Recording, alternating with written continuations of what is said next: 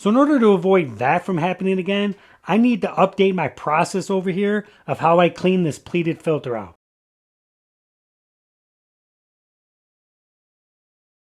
I was taking this thing off the wall each and every time I needed to clean it, taking it outside, blowing it out with a leaf blower or compressed air, bringing it back in and hanging it back up there. This thing is 50 pounds. It's above my head. And even for me, that is really hard to do. I'm joking. I'm going to get a barrel. It could be a garbage can, but I think I can get a barrel from work. And I'm going to set that on the ground. And I'm going to cut a series of rings and whatnot. And I'm going to have this pleated filter basically just sit right on top of that barrel. And then I'll have a piece of flexible hose that goes between this and the top of this guy right here.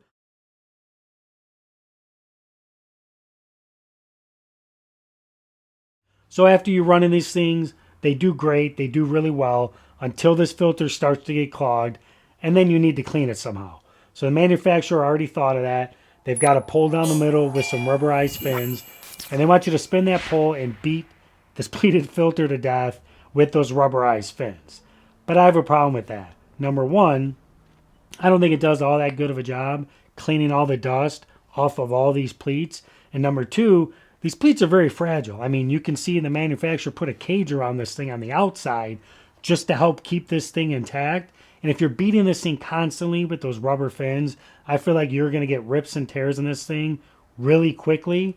And it's just going to make you have to then go out and purchase a new one. So maybe that was by design from the manufacturer. I don't know.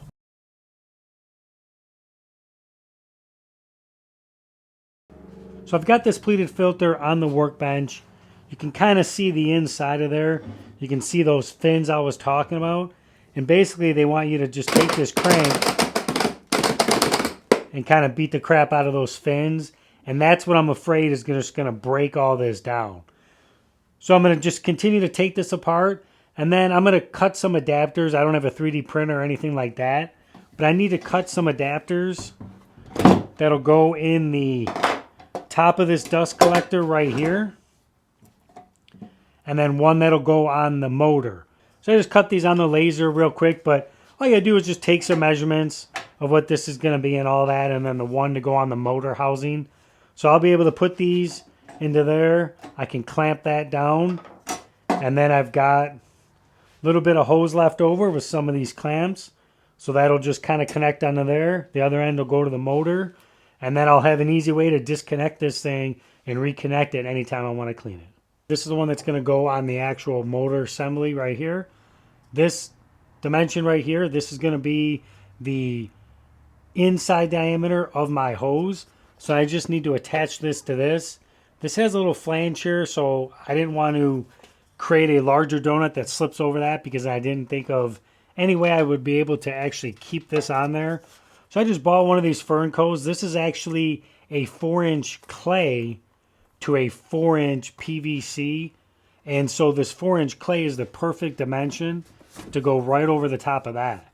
See, it sits right on there. All I have to do is tighten that. And then this part of the donut here slides right into the bottom just like that.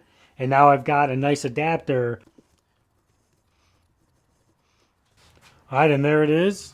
This is all attached to here. Now I can just run that over to the pleated filter and we should have a working system here. This is the barrel I got right here. Nothing special. They were throwing this away at work. So I picked it up, but you could use a garbage can as well. Then I just need to measure the outside of the barrel, the ID, the OD, do all that stuff. I'm going to measure the pleated filter as well, the inside and the OD of that. I'm going to create a bunch of rings. I'm going to cut all those on the CNC, and then I'm going to fit all this up, and hopefully it all fits up. I'll show you guys a quick assembly of that. But I should have this thing done in no time. Fingers crossed. Hopefully it works. If we're lucky, we as makers spend a lot of time on our workspaces. Whether those be a shop, a garage, or a spare room in the house, these workspaces are ours. And the best part about them being your own personal workspace is the fact that you can customize it to fit your own unique working style. But as unique as our own individual spaces can be, I bet we're all the same in one regard. We want to get the chores of our hobby done as quickly and as painlessly as possible so we can get back to the fun stuff of actually creating. And this is why I love these shop infrastructure upgrades, because they help streamline the process of those chores and make them less, well, chorey, if you will. Whether these upgrades save time, money, or wear and tear on the body, just like this one, they're always great to accomplish. This is what I came up with. This hopefully will fit on there.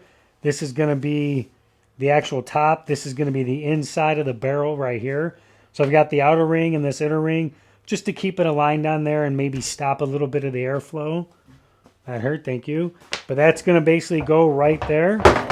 And then since I have that inner ring glued onto here, that won't fall down like that. But that looks pretty good there. That'll fit on there real nice. And then once that's on there, we're just going to be basically left with a ring right there. That ring right there, that's just going to sit something just like that. And then the pleated filter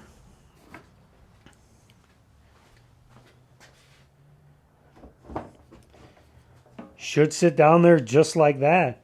I think I'm going to double up or maybe even triple up these rings here just to give this a little bit more of a better seal here. Then anytime I need to change this, just take off the flex hose. Can pop this off, do what I got to do, come back, set it back on. I have an overwhelming desire to be creative, but I don't always have upcoming projects for either customers or family. So being able to be creative and continue to hone my skills when designing adapters and jigs and whatnot, it's so much fun for me. And if I can scratch that creative itch and upgrade my shop at the same time, then it's a win-win. So I'm going to run a test here in a second. I'm going to take some tissue and I'm going to run it around all of these joints here just to see if that weatherproofing strip works. If it doesn't work, I'm thinking I could just peel that off and just fill that gap with some silicone and then just set it right back on top of this barrel. I think that would give it a pretty permanent attachment. And I say permanent that way because silicone is a great gap filler. It's a pretty good adhesive, but it's nothing like a liquid nails. So I feel like if I really had to peel this apart, I could.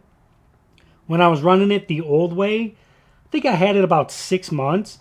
And because I've got this cyclone separator right here, there was minimal, absolute minimal debris, like probably, I don't know, like a little 16-ounce cup of debris that actually got through. So, I mean, this right here, this could take the rest of my life to fill. So I'm going to turn the dust collector on. I'm going to get that tissue, and I'm going to see if that weatherproofing strip actually does a job.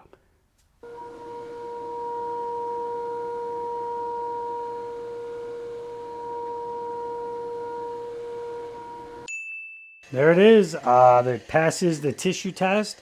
I think everything is great. I'm very happy the way all this turned out. Now I can just run the CNC, not worry about anything with the dust collector. Just have to empty this once in a while. So if you guys enjoy this video, please hit that thumbs up. If you like this sort of content, hit that subscribe button. And until next time, take it easy.